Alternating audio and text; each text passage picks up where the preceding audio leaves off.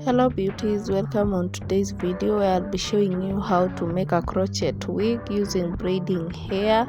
We'll start by curling the hair and then we crochet it on the cap.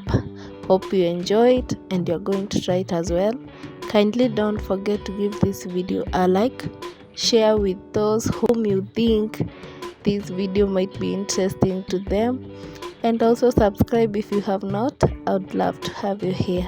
Enjoy. See you on the next one.